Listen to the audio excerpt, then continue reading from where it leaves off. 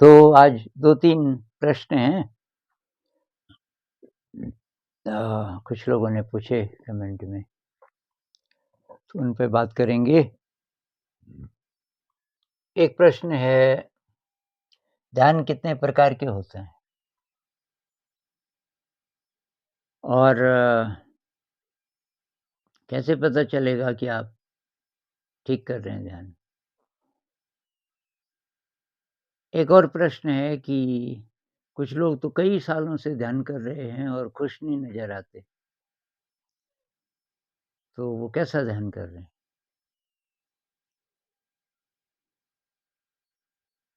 तो वैसे तो ये अलग-अलग प्रकार के प्रश्न हैं, फिर भी थोड़ा-थोड़ा जितना मुझे समझ आया, मैं बोलने की कोशिश करता हूँ। तो पहले तो ध्यान के प्रकार,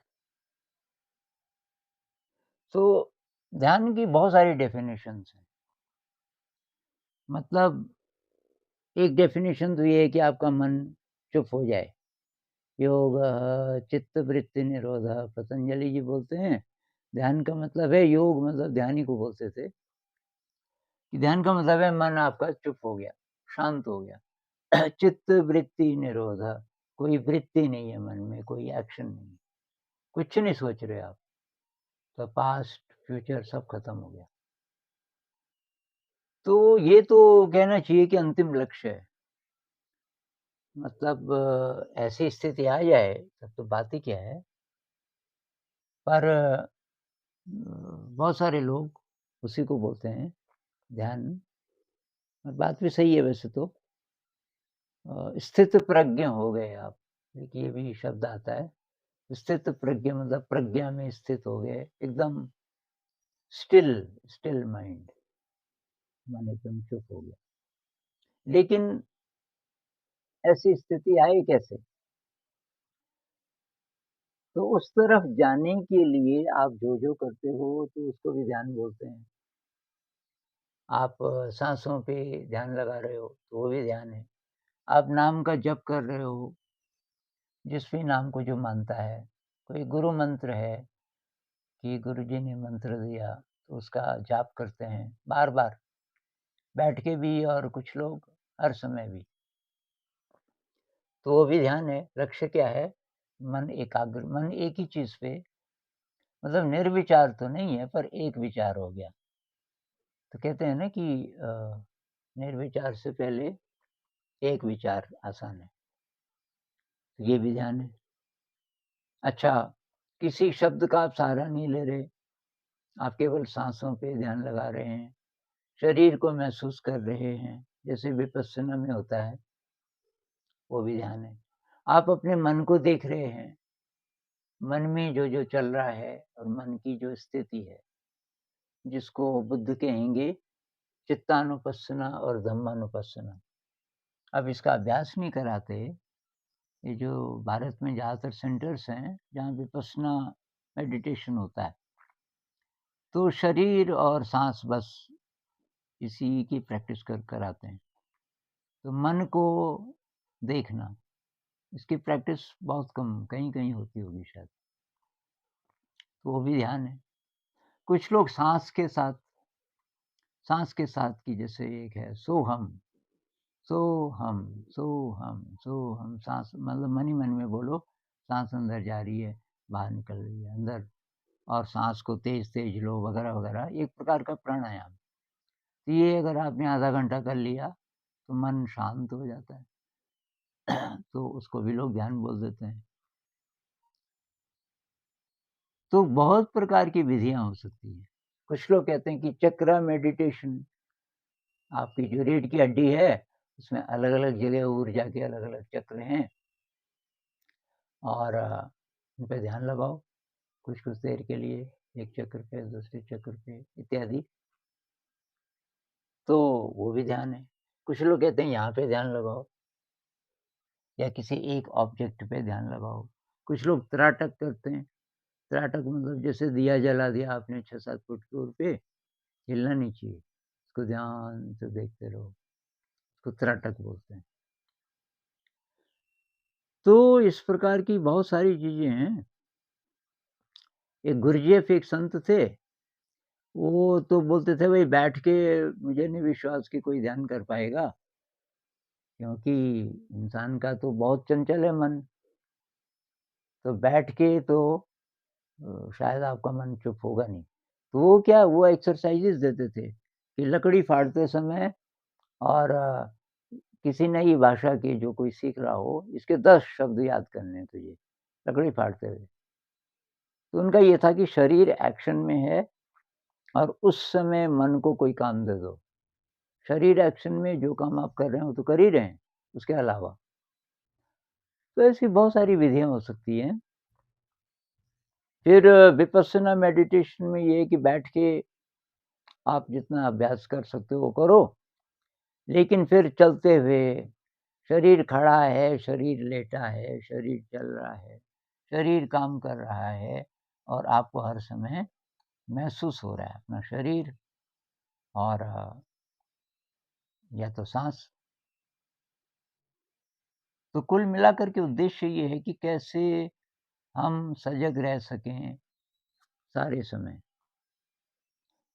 योग निद्रा है, सोते समय आप लेट गए और आप ध्यान ही कर रहे हो, शरीर के अलग-अलग अंगों पे ध्यान लगा रहे हो। तो यानी कि लोग पूछते हैं ना कि स्टेट ऑफ माइंड है कि ध्यान एक्शन है। भई दोनों को ही ध्यान बोल देते हैं। स्टेट ऑफ माइंड मतलब मन की अवस्था, कि मन शांत हो गया, उसको भी ध्यान बोलते हैं। लेकिन वो शायद रिज़ल्ट है ध्यान का। अब किसी-किसी के लिए हो सकता है बैठते ही मन एकदम शांत है, बहुत एडवांस्ड कोई है, तो बोलेगा भई ये तो बिगिनिंग है, ये ध्यान का बिगिनिंग है। लेकिन ज़्यादातर लोगों के लिए ये कोई न कोई एक्शन, मन को कोई न कोई हम काम देते हैं। एक बात ये भी है कि जब भगवान बुद्ध ने ये विधि बताई होगी विपस्सना और या जब पतंजलि जी ने ये अष्टांग योग बताया होगा, उस समय इतनी ज़्यादा गड़बड़ नहीं थी, इतने डिस्ट्रैक्शन नहीं थे। तो आदमी का मन इतना चंचल नहीं रहा होगा शायद, जितना अभी है। जब से इंडस्ट्रियल रिवॉल्यूशन आया, तो ज़िंदगी की परिस्थितियाँ बहुत तनावपूर्ण हो गई। अब आप कल्पना करो रोज़ काम पे जा रहे हैं, 2 घंटा उधर, 2 घंटा इधर। अब ट्रेन से जा रहे हैं और ये जनरल कंपार्टमेंट में, मैंने देखा तो वो बड़ी मुश्किल से उनको जगह मिलती है बैठने की। 2 घंटा इधर, 2 घंटा इधर, कोई-कोई 2 घंटे से भी ज़्यादा। अब रात को घर में पहुँचे, फिर खाना वगैरह खाया, थोड़ा टीवी वगैरह देखा अगर टाइम मिले, फिर सो गए, फिर सुबह जल्दी उठना है। बहुत ज़्यादा बिज़ी और यांत्रिक, ज़िंदगी यंत्र जैसा बन गई। तो उसमें कुछ-कुछ प्रकार के काम ऐसे हैं जिससे स्ट्रेस बढ़ता जाता है, तनाव बढ़ता जाता है। तो बहुत सारी बीमारियाँ आजकल लोगों को, किसी को ओसीडी है, किसी को अ, एंग्ज़ायटी है, डिप्रेशन है, कई-कई नाम हैं, मेंटल डिसऑर्डर। क्योंकि अ, मन को शांत करने वाली चीज़ें कम हैं, मन को अ, तृप्त करने वाली चीज़ें कम हैं और मन को उद्विग्न करने वाली चीज़ें ज़्यादा हैं, परेशान करने वाली। फिर ये अब जब से ये चीज़ें आई, टीवी आया और ये स्मार्टफ़ोन आया, तो स्मार्टफ़ोन में क्या है कि चंचल तो मन पहले से है और उस चंचल मन के लिए पूरा भोजन उसमें है, फटाफट आप बदल सकते हो। आपको कोई चीज़ पसंद नहीं आ रही, 10 सेकंड में बदल दो, उसमें कुछ और है। इतनी सारी चीज़ें हैं, उसी में लोग लगे रहते हैं, कई-कई घंटे बिता देते हैं। जो लोग इसका रोज़ इस्तेमाल करते हैं, काफ़ी-काफ़ी पूछो किसी को या अपने आप से ही, कल मैंने कितने घंटे यूज़ किया होगा, इसमें शायद होता है कोई तरीका, पता करने का। तो एक भाई साहब से मैंने पूछा, कल आपने कितना यूज़ किया होगा? कल नहीं किया। कहा बिल्कुल नहीं? नहीं कि 15-20 मिनट किया होगा। मैंने कहा इसमें कोई तरीका है पता करने का? कि हाँ, तरीका तो है। मैंने कहा पता करो। निकला 5.5 घंटे। तो उसकी ज़मीन खिसक गई पैर के नीचे से कि 5:30 ये कब हुए? मैंने कहा ऐसे ही तो, पता नहीं चलता। ये ज़िंदगी को चुरा रहा है आपकी। आपकी ज़िंदगी को चुरा रहा है, रोज़-रोज़ आपको पता भी नहीं चल रहा है। ये ऐसा चोर है, जो आपका दोस्त है, आपके साथ है, बहुत यूज़फुल भी है। इससे आजकल तो बहुत सारे काम इसी से हो जा रहे हैं, अकाउंट से लेकर के और संदेश का तो है ही, ज्ञान का भंडार है। तो उसका सदुपयोग कैसे करें, अब ये भी चुनौती है, क्योंकि अपने हाथ में है और मन पहले से चंचल है। कुछ नहीं तो बात कर लो किसी से, बिना मतलब। तो ये जो चैलेंजेज़ हैं, इनके कारण तब ये ध्यान बहुत मुश्किल हो जाता है, मन को कैसे करें एकाग्र? तो तब और विधियाँ निकलती हैं, तो भई कुछ देर प्राणायाम कर लो एक्शन के साथ कुछ कर लो, मतलब नई बहुत प्रकार की विधियाँ इसलिए निकलती हैं कि सीधे ध्यान करना बहुत मुश्किल है बहुत सारे लोगों के लिए। तो कोई डांस के साथ, ये डायनामिक मेडिटेशन है, ये वाला मेडिटेशन है, बोलते हुए कुछ बोलते हुए ध्यान, ओम मणि पद्मे हं या ओम या कुछ बोलते हुए, तो उसमें ये है कि एक्शन है, तो एक्शन तो आदमी कर सकता है, चाहे कितना भी चंचल हो। तो ये सारा है। अब इसका कितना असर किस पे होगा, उसमें फिर ये डिपेंड करता है कि आपका मन अगर ठीक-ठीक भी है, ज़्यादा विकृत नहीं है, फिर भी आपके मन की, आपके शरीर की अवस्था कैसी होगी अ, ये बहुत किसी और के साथ कंपेयर करना बहुत मुश्किल है। यूँ समझ लीजिए कि यहाँ वैली है और यहाँ शिखर है, यहाँ जाना है।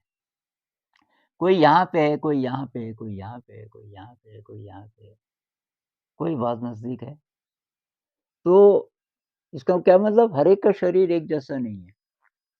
संत लोग कहते हैं कई जन्मों की तैयारी के बाद ये शरीर अभी ऐसा है, कितनी-कितनी किसने तैयारी की होगी, उसके हिसाब से उसका शरीर वैसा है। इसीलिए तो ध्यान में कोई तो तुरंत बहुत गहरे चले जाते हैं, कोई-कोई कहते हैं जी मेरे को तो कुछ हुआ नहीं, तो काफ़ी देर बैठ गया, कुछ नहीं हुआ। उसका कारण ये है, अलग-अलग जगह हैं हम सब लोग। इसको दूसरी एनालॉजी से समझें कि हम सब हैं तो एक ही चीज़, पानी। पानी अलग-अलग अवस्था में है, कोई -70 डिग्री पे है, अंटार्कटिका कि बर्फ बना हुआ है एकदम कड़क, पत्थर जैसा। अच्छा, कोई बर्फ ही है लेकिन टेम्परेचर उतना कम नहीं है। कोई बर्फ ही है लेकिन 0 से ज़रा ही कम है। और कोई-कोई है जो बर्फ और पानी के बीच-बीच का है, 0 के आस-पास, थोड़ा नीचे थोड़ा ऊपर होता जाता है। अब कोई है पानी है लेकिन बहुत ठंडा है, 99 डिग्री तक भी आप पानी हो। लेकिन जो 99 है उसको हल्की-सी एनर्जी मिली 100 डिग्री, वो भाप बन गया। तो मान लीजिए उद्देश्य है भाप बनना, तो जो -70 पे उसको बहुत एनर्जी चाहिए ना, उसको बोलो कि भाई तू उड़ सकता है, वो बोलेगा दिमाग खराब है, उड़ कैसे सकता हूँ मैं तो खिसक भी नहीं सकता। जो पानी बन गया वो बोलेगा हाँ, खिसक सकता हूँ, मैं डांस कर सकता हूँ, मैं गा सकता हूँ, लेकिन भाई ऊपर नहीं जा सकता मैं तो पानी हूँ ना, पानी की प्रकृति है, नीचे ही जाता है। आप बोलो वो तो है, प्रकृति बदली जा सकती है, कैसे? उसके लिए भाई तपना पड़ेगा, तपस्या बोलते हैं ना, तो तप के आपकी एनर्जी बढ़ेगी, बढ़ेगी, बढ़ेगी, एक स्टेट ऐसी आएगी कि आप बन जाओगे भाप, बस भाप बन गए, बादल, आप तो कहीं के कहीं जा सकते हो। ये मैं ऐसे समझाने के लिए बोल रहा हूँ कि हम सब अलग-अलग स्टेट में हैं। अब खुशी की जो बात है वो एक बहुत बड़ा ट्रैप है भाई। बहुत सारे लोग सोचते हैं और उससे ड्रग से कंपेयर करते हैं कि कहाँ ध्यान में बैठोगे, ड्रग से बहुत जल्दी खुशी, खुशी के लिए नहीं है ध्यान। खुशी तो कहीं अंतिम कोई मंज़िल हो सकती है, उसके लिए ध्यान नहीं है। ध्यान अभी है शुद्धिकरण के लिए। आप ध्यान का उद्देश्य ये मानो कि एक तो ये जो मेरी रोज़मर्रा की ज़िंदगी है, इसमें स्ट्रेस कम हो जाए, तो मैं सही दिशा में जा रहा हूँ। स्ट्रेस कम हो रहा है, मेरा व्यवहार थोड़ा ठीक हो रहा है, मुझे गुस्सा कम कम होने लग गया। मतलब आपने ध्यान शुरू किया अभी और 2-3 साल बाद आप अपने को पूछ रहे हो, कुछ-कुछ प्रगति हो रही है, तो आप सही रास्ते पे। वो जो सवाल था ना कैसे पता चले? तो अगर आपको ध्यान थोड़ा अच्छा लगने लग गया, आपकी जो नेगेटिव इमोशन है थोड़ा-थोड़ा कम होने लगी, आपको एनर्जी थोड़ा ज़्यादा महसूस होने लग गई कि थक नहीं रहे उसी काम को करते हुए, जिसमें पहले थक जाते थे, अभी ज़रा थोड़ा स्फूर्ति शरीर में थोड़ा-सा स्फूर्ति महसूस हो रही है। तो आप सही रास्ते पे हैं, लेकिन ये जीवन भर की यात्रा है। अब जो अंतिम लक्ष्य कुछ लोग कहते हैं कि जी उसकी मोक्ष की बात करो, ध्यान तो मोक्ष के लिए है, भई मोक्ष वगैरह-वगैरह वो तो पता नहीं कौन-सी स्टेज है। पहले शरीर को तो ठीक करना पड़ेगा ना, शरीर को बेहतर यंत्र बनाना पड़ेगा साधना के लिए। तो शरीर मतलब सारा ब्रेन और बॉडी अभी बहुत सारे साइंटिस्ट कह रहे हैं ये एक ही है, 2 नहीं है। ये नहीं है कि ब्रेन यहाँ है और वो बॉडी को कंट्रोल कर रहा है। बॉडी माइंड एक ही फ़ील्ड है पूरा, सारे पे असर एक साथ होता है। हाँ, हो सकता है कि इसका कुछ-कुछ डिपार्टमेंट ज़रा ज़्यादा हो, लेकिन नर्वस सिस्टम तो सब जगह है ना।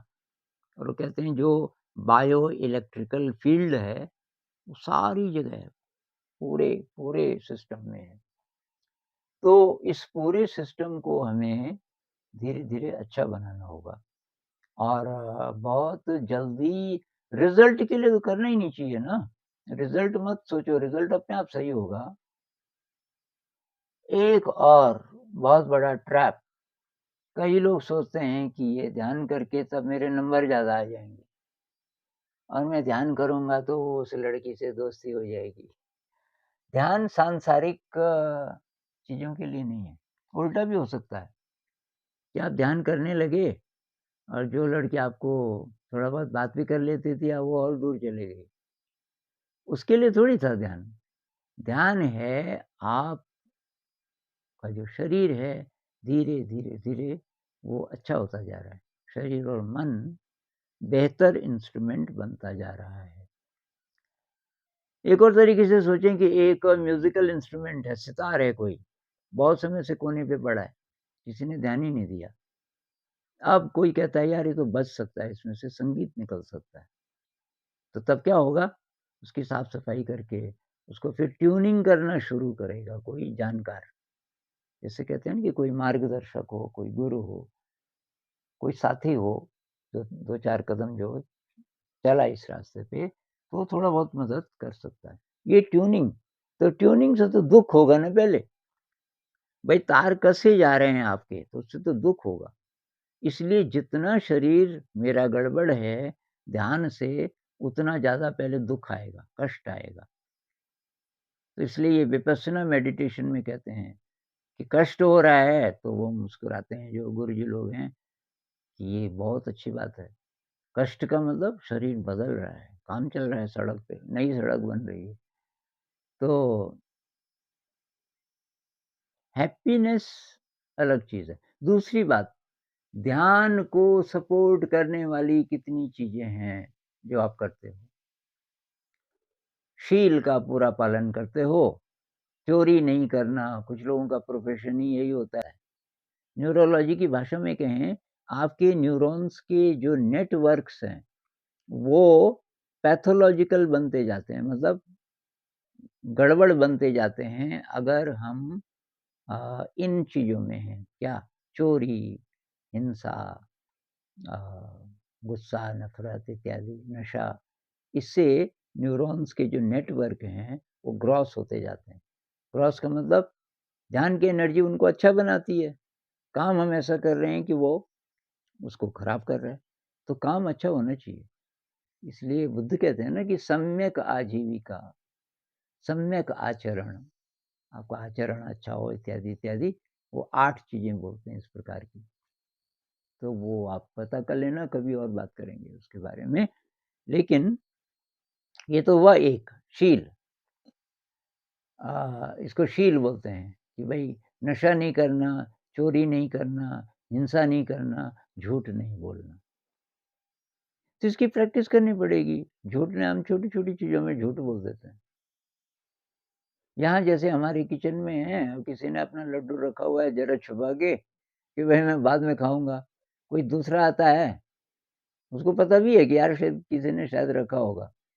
अब वो उस लड्डू में से थोड़ा-सा तोड़ के खा देता है। एक और आता है कोई, वो उसको पूरा ही खा जाता है। अब जब वो ढूँढने वाला बोलता है, भई यहाँ पे मेरा लड्डू था। अब आपकी हिम्मत ही नहीं हो रही बोलने की कि मैंने खाया। तो वहाँ पे मौका है, वहाँ पे मौका है। अगर आप बोल दो कि यार मुझे लालच आ गया, वो तो मैंने खाया, आधा ही खाया था भई। अब दूसरा भी सुन रहा है, दूसरा आधे वाला। अब उसकी भी हिम्मत पड़ जाए, हाँ, नहीं आधा तो मैंने खाया। कुछ लोग हैं जो बोल देते हैं। अगर आप बोल सको वहाँ पे और हर जगह पे, तो आप अपने मन को सुधार रहे हो और आपको अच्छा लगता है उसके बाद कि मैंने बोला। और नहीं बोला, छुपा दिया, तो वो बस वो अंदर कहीं न कहीं गड़बड़ करता है, थोड़ा-सा गड़बड़। अब बार-बार करोगे तो उतना गड़बड़ बढ़ता जाएगा। ये सब हुआ शील। अब है पारमिताएँ, पारमिताएँ और भी मुश्किल, विनम्रता का अभ्यास। विनम्रता क्या होती है? बहुत अच्छा काम हुआ। जैसे यहाँ है कई बार गंदगी रहती है चारों तरफ, किसी ने चुपचाप साफ कर दिया और किसी और ने देखा और आखिर में 2 मिनट उसने भी किया। पहले वाला 1.5 घंटे से कर रहा था। अब किसी ने आप ही आपको देखा कि वाह भाई वाह! आपने तो बहुत साफ कर दिया। अब आप चुप रह गए, आप ये नहीं बोल रहे कि मैं तो आखिर में 2 ही मिनट आई और वो जो दूसरी दीदी है ना वो कर रही थी 1.5 घंटे से। छुपा दिया, मतलब आप क्रेडिट लेना चाहते हो। तो ये क्या हुआ? विनम्रता का उल्टा हो गया। विनम्रता किसमें है कि 1.5 घंटे वाले को भी पूछा कि भई आपने साफ कर दिया कि मैं नहीं थी, वो भी थी। चाहे वो 2 ही मिनट के लिए थी। ये विनम्रता है। हम खुद क्रेडिट जब ना लेना चाहें, अच्छा काम करें, क्रेडिट के लिए नहीं। मुझे अच्छा लग रहा है इसलिए। तो विनम्रता, कृतज्ञता, कृतज्ञता। आप किसी के घर गए, उन्होंने बहुत प्यार से चाय पिलाई, बाद में आपने बोला कि क्या चाय? मीठा तो था ही नहीं इसमें ढंग से। अरे भाई उसने कम से कम पिलाई तो चाय आपको। तो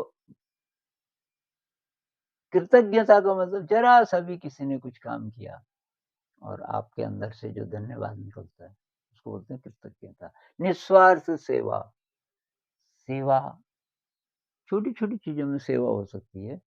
निस्वार्थ, आपको कुछ नहीं चाहिए। जब हम बोलते हैं ना, वो ना आपका पजामा गिरा हुआ था दीदी पीछे, मैं लाई।